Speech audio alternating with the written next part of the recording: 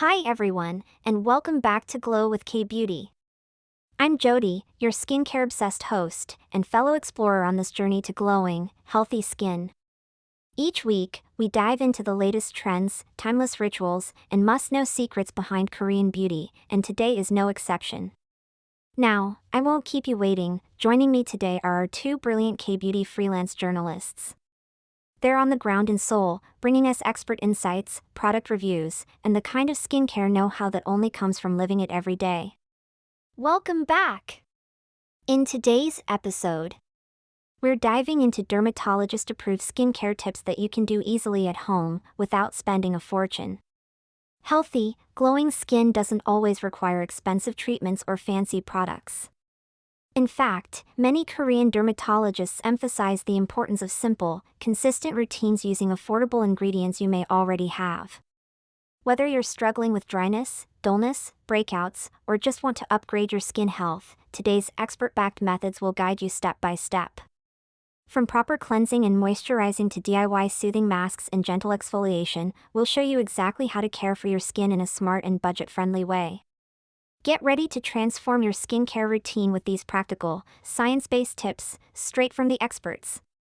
Let's glow smarter, not harder. Next up, we'll have a conversation with two makeup journalists, Leslie and Eric, about their first-hand experience in new makeup techniques, South Korea. If you listen until the end, you'll get some great information you might not have expected. Subscriptions, likes, and notification settings are small acts of kindness that give strength and courage to the hosts of the podcast. Please do so. Part 2 will follow soon, with Leslie and Eric sharing their findings from their field reporting. Stay tuned! Sometimes the most complex fields, like skincare, can really be simplified by focusing on one core idea. Especially when it comes from a real expert. Exactly. And today, we're doing a deep dive into Korean skincare, looking specifically through the lens of Dr. G. He's a renowned dermatologist, and his whole philosophy really centers on the skin barrier. That fundamental concept. Yeah. And our source for this is a great YouTube video from Soko Glam, where Dr. G himself actually shares his story and his wisdom. Right. So our mission today really is to kind of break down Dr. G's approach to healthy skin. It's pretty transformative. Okay. We'll look at how he went from, his clinic work to making his own products. From treating patients firsthand. Exactly. And we'll explore his ideas on exfoliation, which are quite unique, focusing on being gentle and also barrier repair, which is central. And even sunscreen. I heard he tackled the oiliness issue. Oh, yeah, definitely. How he dealt with that common complaint about sunscreen feeling too greasy. It's all geared towards helping you understand what your skin really needs. Cutting through some of the noise, hopefully. Yes, the idea, getting to the core. Okay, so to really get this, we need to understand where it all started. Dr. G's journey began not in some fancy lab initially, but right there in his clinic. Sing dermatology, yeah. Back in 1998. So what was happening with his patients? What did he see that sparked this whole philosophy? Well, it's fascinating because the products really came directly from what he saw day in, day out. His patients would have these, fairly intense treatments in the clinic. Like lasers or peels? Exactly. Laser toning, chemical peels, things like that. And afterwards, they needed really effective home care, like crucial home care. Makes sense. Their skin issues were all over the place, breakouts, pigmentation, but the common denominator was often sensitive skin that needed something gentle but effective post-procedure. Ah, okay, so they couldn't just keep getting lasers at home. Right. He realized they needed specific products to support that healing and maintain skin health long-term, especially for sensitive types. So that insight, the specific needs of, sensitive Korean skin after treatments, that was the trigger. Seems like it, yeah. How big of a jump was it then, going from just recommending stuff to actually making his own line? That was around 2000, right? It was a pretty significant leap, yeah. But it was driven by seeing that existing products weren't quite hitting the mark for his patients. He wasn't satisfied. Not completely. So he took it upon himself to create things specifically tailored for post-procedure care and sensitive skin. And that became the Sang Dermatology cosmetic line. Initially, yes, just for his clinic patients. But they worked so well, apparently, that word got out. Before long, they weren't just in the clinic. You started seeing them in drugstores, and then, they went international. Hong Kong, Japan. Wow. So that success really proves his approach resonated beyond just his clinic walls. Absolutely. But scaling up like that while keeping the quality high must have been, a challenge. For sure. Keeping that clinic-level focus. Okay, so he built this from a real need he saw. But what is the core idea behind those products? Let's get into his philosophy, starting with exfoliation. Right. Something we think we know, but he has a specific take. Yeah, we know it's important, generally. Yeah. But why, from Dr. G's perspective, is it so critical? Well, when you exfoliate with, cosmetic products, you're essentially working on the very top layer, the stratum corneum. That outer layer. Yeah, the skin's shield, basically. Its main job is protection, keeping bad stuff out, moisture in. The barrier. Exactly. And ideally, this layer renews itself constantly, keeps the barrier strong. But sometimes that process gets sluggish or disrupted. And then you get problems. Right. Dryness, sensitivity, breakouts, dullness. So regular, appropriate exfoliation kind of nudges that renewal process back into a healthy rhythm. It helps reset it. Strengthen the barrier over time, ironically. Precisely. But exfoliation, that's often where people with sensitive skin get nervous, right? Totally. It's the big sticking point. And Dr. G made his brightening peeling gel specifically for them. He noted most gels use AHAs, BHAs, Chemical exfoliants, yeah, alpha and beta hydroxy acids. which dissolve dead skin cells. Useful sometimes, but they can be irritating. Definitely can be, especially if your barrier is already compromised. So if sensitive skin often means a damaged barrier, can it even handle exfoliation? How does that work? That's the million-dollar question he tackled. And his answer is yes, but it has to be done the right way without causing more irritation. Okay.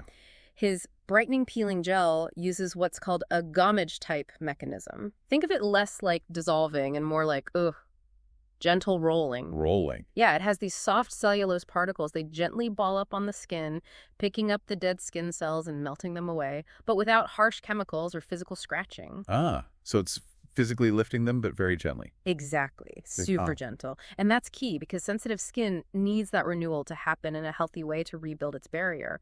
Using something strong would just make things worse. Got it. So the takeaway isn't just exfoliate, but how you do it. Gently, tailored to your specific skin. Even sensitive skin needs that careful renewal. Precisely. It's absolutely not one size fits all. How often you do it depends entirely on your skin. So what are his recommendations there? For frequency? Well, if you have, say, thin, dry, sensitive, fragile skin, he'd say go very gently, maybe just once a week, Okay. maximum once or twice a week. The aim is support, not stripping. Right. And what if your skin is tougher, more resilient? Well, if you have what he terms resistant skin, maybe thicker, oilier skin, perhaps with enlarged pores, you might tolerate it much more often. Like daily. Maybe even daily or every other day for some. Yeah. It's really about listening to how your skin responds. That makes sense. Pay attention to your own skin. Always. And, for those with a really resistant skin thing, like calluses on your heels or just Yeah. very thick, stubborn skin, he did develop something stronger. The crystal deep peeling. This one is different. It has bigger particles, more like a scrub. It can cause a bit of irritation. So definitely not for sensitive types. Absolutely not. It's for those specific cases needing a more vigorous approach. Okay. So step one is gentle exfoliation, clearing the path. But for Dr. G, that's just setting the stage. The next crucial step is rebuilding the barrier. Yes, nurturing that fresh skin. This is where the mentor creams come in. Tell us about those. They sound targeted. Very targeted. He basically created them to tackle the core issue, the damaged skin barrier. Because, like he says, if your skin is sensitive, it almost always implies the barrier is compromised somehow. Makes sense. So he didn't just make one cream, he made 3 different types. 3. Why 3? Because barrier issues aren't all the same. There's one for dry and sensitive skin, another for oily but sensitive skin. Oh, interesting. Because you can be oily and still have a weak barrier. Absolutely. It's a common combination. Your skin overproduces oil, perhaps, to compensate for the lack of barrier function. And then there's a third one for, severely damaged skin, for when things are really compromised and need intensive help. Wow. Okay. So what's in these creams that makes them work? The science bit. Right. This is the cool part. They contain ceramides, cholesterol, and fatty acids. The barrier lipids. Exactly. The literal building blocks of your skin barrier. But crucially, they're included in a very specific ratio, 3 to 1 to 1. They're 1.1. Why that exact ratio? Does it matter? It matters hugely. Research showed that this specific ratio is optimal for barrier repair.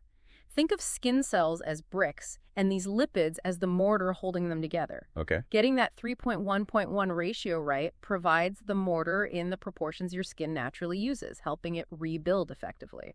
Is biomimetic. So it's giving the skin exactly what it needs in the right amounts? Precisely. But he didn't stop there. On top of those core lipids, he added things like growth factors and peptides. What do those do? Well, growth factors basically signal your skin cells to, regenerate and repair themselves. And peptides are like little messengers, amino acid chains that can help stimulate collagen and further support that rebuilding process. So it's not just patching the barrier, it's actively encouraging the skin to repair itself from within. That's the breakthrough, yes. It's really about reconstructing the barrier, not just temporarily moisturizing it. True, deep repair. That's impressive. Okay, let's switch gears slightly to something super practical. Sunscreen. Ah, yes. The daily essential. The daily struggle for some. I mean, personally, finding one that didn't turn my face into an oil slick by noon was a journey. You and millions of others, so many people hesitate to use sunscreen consistently, especially when it's hot. Because it feels heavy, thick, makes you look shiny? Exactly. And Dr. G clearly recognized this was a major barrier, pardon pun, to people actually protecting their skin. So he tackled it with his brightening up sun. He did. He put a lot of work into making it feel genuinely matte on the skin, which, is not easy for a sunscreen formulation. Definitely not. So what's the secret? He mentioned an ingredient. Tannin. Tannin, yeah. That's the key player for the matte effect. What does tannin actually do? How does it control the oil? Well, tannin acts as an astringent. It sort of gently tightens pores temporarily, and crucially, it absorbs excess oil and sebum. It sucks it up. Kinda, yeah. Without being overly drying, which is important, it helps maintain that comfortable, non-greasy feeling throughout the day. And why was getting that matte finish so important to him? Just for comfort? Comfort is huge, but it ties back to compliance. His reasoning was simple. A sunscreen has to feel good, feel cosmetically elegant so people don't hesitate to put it on every single day. Especially when the UV is high. Exactly. If it feels bad, people just won't use it consistently no matter how good the protection is on paper. It's that patient-focused thinking, again, solve the real-world usability problem. That makes so much sense. Solve the feeling, solve the compliance. Okay, so wrapping this up, what does this journey with Dr. G really tell us? Well, we've seen him go from the clinic, identifying patient needs firsthand. Right, the sensitive skin post-procedure. To building a whole brand around gentle, personalized exfoliation, focusing on the how, not just the if. And then the critical importance of barrier repair. Using those specific lipids in that 3.1.1 ratio, plus the growth factors. Actively reconstructing it. And even tackling everyday frustrations like making sunscreen feel matte. It really does seem to boil down to understanding your unique skin and supporting its fundamental defense system, the barrier. Less about trends, more about basics. Exactly. It's about diligent support for what your skin naturally needs to be healthy. So that leaves us, and you listening, with something to think about. A final thought, yeah. If we accept that consistently healthy skin really hinges on understanding and supporting that fundamental barrier, what's one small intentional change you could make in your routine this week? Something to really honor and support your skin's own natural defenses. Food for thought. Something simple to start with.